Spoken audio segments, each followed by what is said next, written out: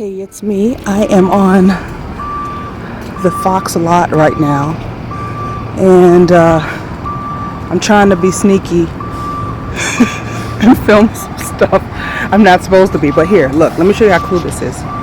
Hold on. Lordy, wait, I can't see. Hold on for a minute. Hang on. Okay, I had my screen too low and I couldn't see, and I had on sunglasses. But if you look at what's happening behind me, you can see that like the sets, they look like real buildings. I mean, that's the point, of course. Here, hang on. Look at that, isn't that cool? Okay, if we go that way, it's a little more modern. So let's walk this way. I'm actually lost. I spend a lot of time in my life lost and wandering around. So that's nothing new. But I figure, why not turn it into an opportunity? Hang on, I'm gonna try and use the other camera. Hang on, the other facing camera. Hold on. Okay, here we go. So these are like, I think this is New York Street. So those look like New York walk-ups. And here comes a golf cart. I have to look, I look suspicious, don't I?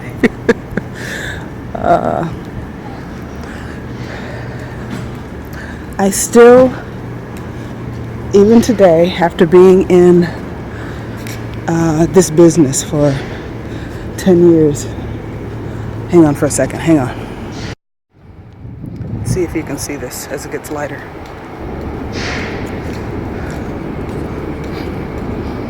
I'm walking. There's Maryland. And some guy, I don't know who that guy is. If you know who he is, tell me. Because I stood here looking at him when I came in, trying to figure out who he was, but I couldn't figure it out. Yeah. So anyway, I'm on the lot. I just had my fitting for fresh off the boat. I know this isn't the best video. Oh, you got to see this. Hold on. Oh, look. Murals. Three Amigos. It says Studio Transportation. I don't know why they got that apostrophe there, but maybe it's a stylistic choice and not a grammar issue. The Simpsons up there. There's so much to see. Okay. And it's hard to see me because the sun is behind me. So, okay, there we are. All right, I'm just headed back to the parking structure so I can get in my car and get up out of here. But I just had a fitting. Ooh. I almost ran into a spider web. Yeah, but it's pretty. Just take a look at what's around me, what's behind me. Hibiscus flowers. Yeah, so I'm just headed back to my car right now. And I will talk to you later on. All right, bye. I still don't know where I am. I've been walking for like 10 minutes. Just trying. I see a parking structure here, but I don't think it's the right one. I have no sense of direction. And, I use a GPS. Thank God for GPS. Before that, I had to use something called a Thomas guide. I'm not great at reading maps, especially when I'm like trying to get somewhere and I'm stressed out. So I wasn't good at reading a Thomas guide. So I would call my two closest friends and say, hey, I'm lost. I'm trying to get home. And they would say, where are you? And I would say, well, like if I knew that, I wouldn't be lost. And they said, do you see mountains? Do you see water? Do you see... Yeah, I see mountains. Where are they? They're on the left. Okay, turn left and come over the mountain. Okay, then I could find my way home. I think I'm where I'm supposed to be. See you in a few. All right, I am back in my car. I have my video turned the way I like it. I do not like to, excuse me, y'all. I don't like to watch videos when they're recorded straight up and down. It's annoying. It's like all this black space on either side of the video. And I'm, why? But I was trying to not look suspicious, which I don't know if that worked or not. But I am about to head out of this lot. What? No, I'm trying to get out. Oh, okay. Just down here? Yes. Okay, I can just drive down this side of the... Yes. Okay, thank you. That was interesting. I was talking to that guy.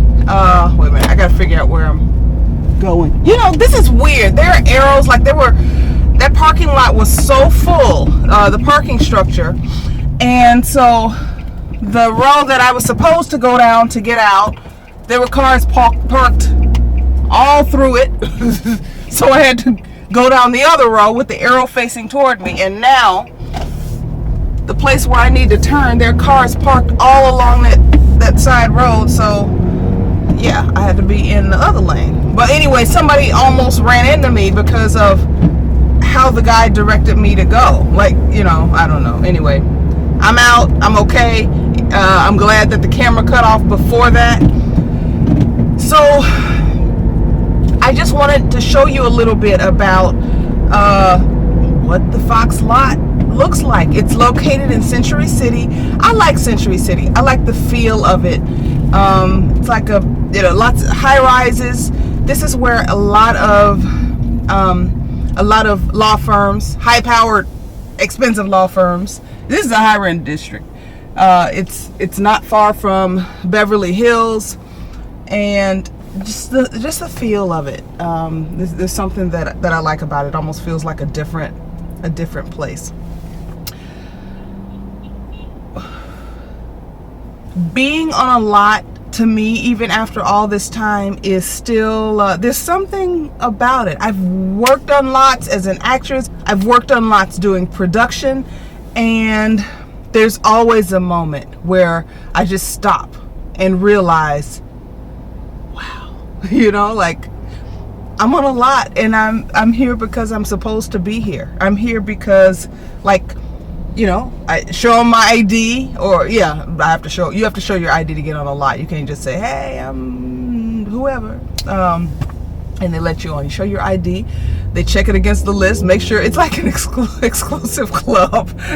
I'm here because I'm supposed to be here, and it feels so good because I remember when I couldn't. I had no reason to be on a lot. I couldn't get on a lot. I couldn't figure out how to get on a lot. And, you know, now it's my job. It's part of my job. And I'll be coming back here tomorrow to shoot. It's just one of those moments where you can stop and take stock of how far you've come. It doesn't mean that it's time to stop and rest forever. But it's a moment. I think it's very important to enjoy the journey and not just when people say, oh, you're gonna make it. Most of them mean well, but honestly, I don't understand what that is. I feel like I make it every day. I feel like any day that I am able to get up and be more happy than I am unhappy, doing something that I love to do, I'm making it. You know, I'm making it. I think if I waited until I got rich to make it, look at all this time that I'm not rich. I don't know if I'll ever be rich financially. That's just the truth. That's not, you know, oh, you're not thinking positively. It's just the truth. I don't know. But I do know that I'm supposed to enjoy my life. I don't think I'm put here to be miserable or to just put here, you know, to go along to get along and just exist. No, I want to do things that make me happy. Otherwise, I don't want to be here. Like if I have to be unhappy, kill me. Just take me out right now. I have no desire to just be here. Just, oh well, it's just another day. You know, it was just like yesterday or whatever. I don't want that in my life. And there are lots of things in our lives that do bring us down. I have no idea where I am right now, which seems to be the theme of this video. I think I turned the wrong way. I don't know. Whatever. I'm talking to y'all. Y'all know where I am. So if I get lost, just somebody come get me. There are things. We all have stuff in our lives that on a day-to-day basis that we can focus on and be unhappy about. Everybody, every single day, there's something.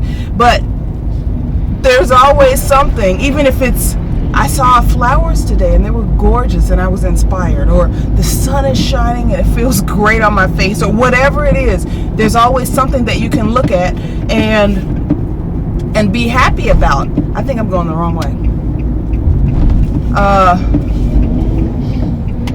And as long as I have more things that I can be happy about than things that I can be unhappy about, I'm cool. Because the alternative is to wait for one big thing to happen before you give yourself permission. And that's what it is, giving yourself permission to be happy and to say, you know, I'm successful.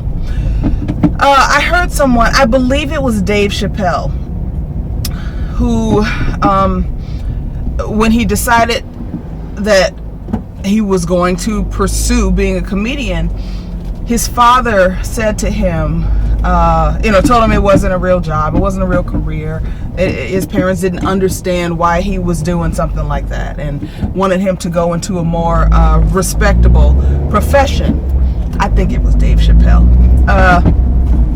And he asked, okay, will you believe that this is a real profession if I make as much money as a teacher? Like, you know, is it about money? Is it about stability? What do I have to do for you to accept my being a comedian as a real profession? I look at that too. When I know there are people that they don't say it outright anymore, because it's funny how the people who got something to say before they see you doing what you do, they got something to say. Once they see that you're doing it, they just kind of, you know, look at you, give you the side eye or whatever.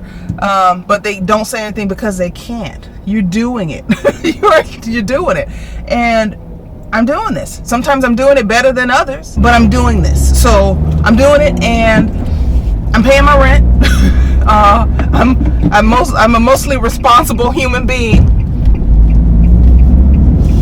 And there's no way to say that this isn't a real job, or you playing around, or you could do so much more. You need to do something different, or whatever it is. I've heard a lot of, as most artists have, heard a lot of disparaging, offensive things said about pursuing a career in the arts from people who are friggin' miserable. Why would I take advice from somebody who's miserable unless they're telling me, girl, don't do what I did? Don't take advice from people who are not qualified to give it, from people who do not show the results you want in their own lives. Because folks stay doing that, girl.